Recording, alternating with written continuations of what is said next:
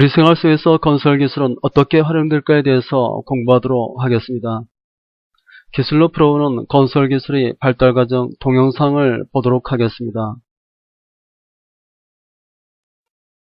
여러분, 지구촌에 인간이 처음 발을 내딛었을 때 아마 세상은 이런 모습이었을 거예요. 도로도 없고 집도 없고 뭐 여러 가지도 없었겠죠. 이러다가 사람들이 여러 가지를 만들어내고 여러 가지 주변의 것들을 이용해서 집을 만들고 비를 피하고 눈을 피하고 짐승들로부터 자기를 보호하게 되었어요.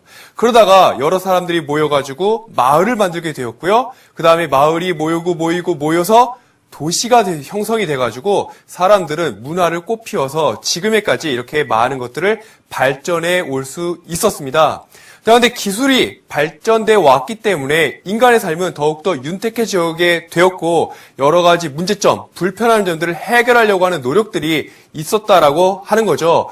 바로 그 중심에, 바로 그 내용에 뭐가 있냐면 바로 선생님과 오늘부터 같이 공부할 바로 건설 기술이 여기에 담겨져 있습니다. 우리의 삶을 쾌적하게 만들고 우리의 삶을 정말 즐겁게 우리 삶의 보금자리를 만들어주는 이 건설 기술은 어떤 의미를 가지고 있고 그 다음에 어떤 시스템이며 어떤 특성을 가지고 있는지 같이 한번 알아보는 시간 가져보도록 할게요.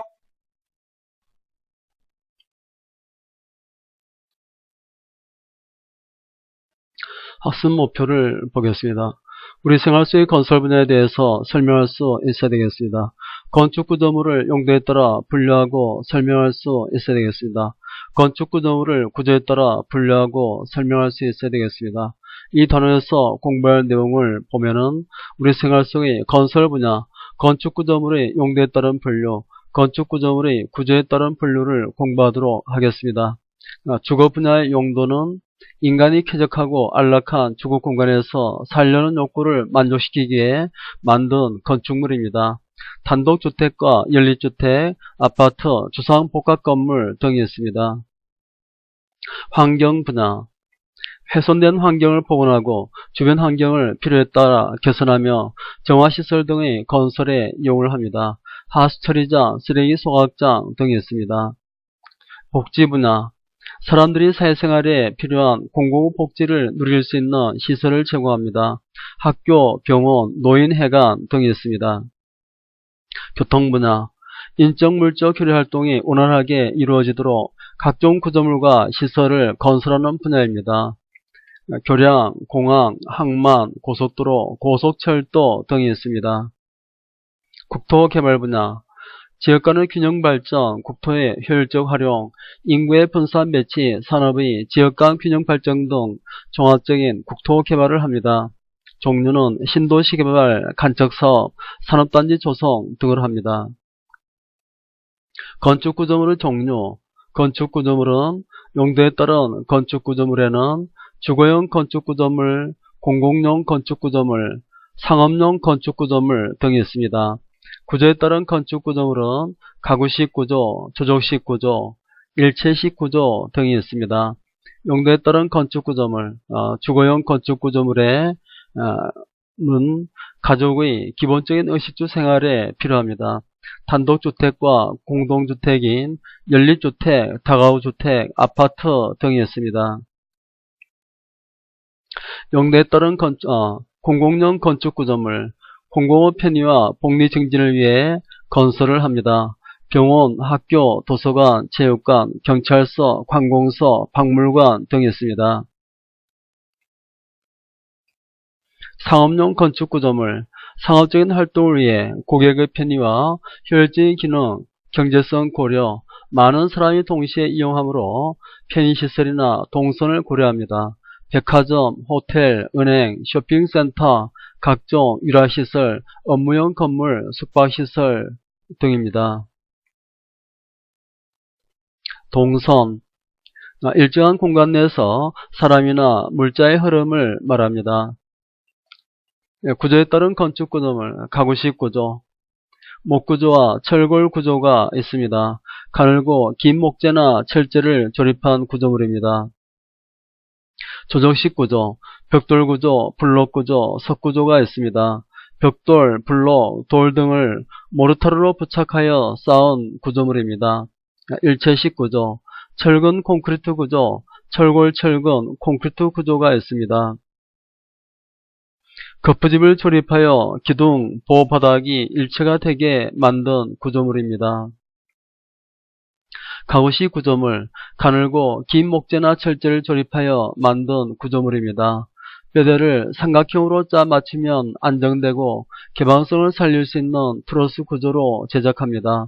목구조와 철골 구조가 있습니다. 트러스 구조, 부재가 삼각형 단위로 만들어지는 구조 형식입니다.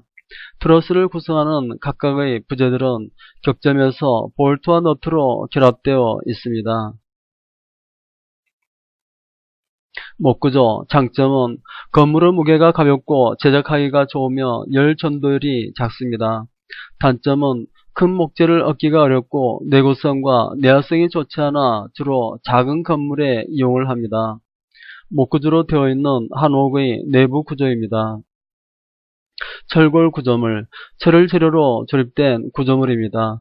재질이 균일하고 강도가 큽니다. 고층 건물이나 공장, 체육관 등의 대형 건축물, 교량, 아치아 같은 토목 구조물에 사용을 합니다.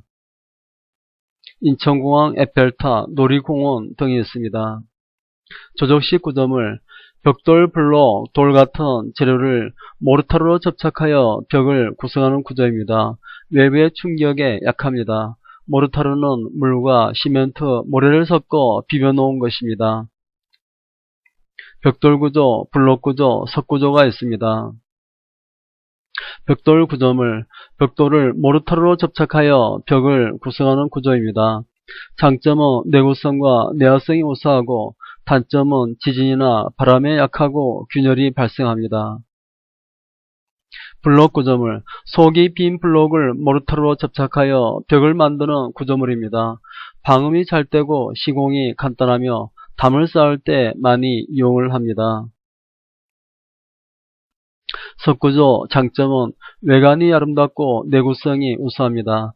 단점은 시공하기 어렵고 가격이 비쌉니다. 일체식 구조물, 거푸진 내부에 콘크리트를 부어 보아 기둥을 하나의 몸체가 되도록 만든 구조물입니다. 아파트, 학교, 대형 고층 건물 등을 지을 때 이용을 합니다. 철근 콘크리트 구조와 철골 철근 콘크리트 구조가 있습니다. 철근 콘크리트 구조의 장점은 충격에 강하고 내구성과 내화성이 우수합니다. 단점은 공사 기간이 길고 구조물의 무게가 무겁습니다.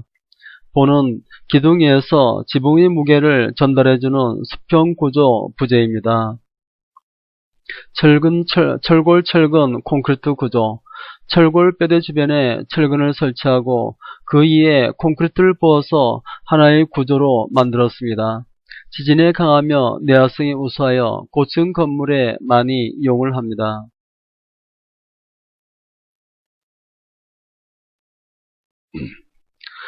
스마트하고 자연 친화적인 친환경 저에너지 주택을 만들어서 살고자 합니다. 모든 별로 의논을 해서 미래에 살고 싶은 친환경 저에너지 주택을 꾸며봅시다. 모든 별 발표 및 동료 평가,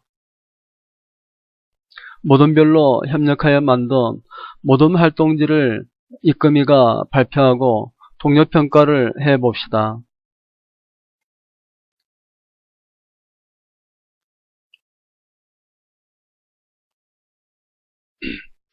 건축구조물 용도에 따라서 주거용, 공공용, 상업용 건축구조물이 있습니다. 구조에 따라서 가구식, 조적식, 일체식 구조가 있습니다. 형성평가, 주거용 건축구조물에 속하지 않는 것은 무엇이 있을까요? 단독주택, 연립주택, 아파트, 체육관, 주상복합건물, 체육관입니다. 상업용 건축물에 속하지 않는 것은 무엇이 있을까요? 백화점, 호텔, 은행, 쇼핑센터, 박물관입니다. 벽돌, 블록, 돌 같은 재료를 모르타르로 부착하여 쌓은 구조물로 외부의 충격에 약한 구조물은 무엇일까요? 조적식 구조, 철골 구조, 가구식 구조, 일체식 구조, 벽돌식 구조, 조적식 구조입니다. 거푸집은 내부에 콘크리트를 부어 보아 기둥을 하나의 몸체가 되게 만드는 것으로 아파트, 학교, 대형, 고층 건물 등을 지을 때 많이 이용하는 건축 구조물은 무엇이 있을까요? 조적시, 철골구조, 가구시, 일체시, 벽돌식 구조. 일체식 구조입니다. 다음 시간에는 토목 구조물의 종류에 대해서 공부하도록 하겠습니다. 수고하셨습니다.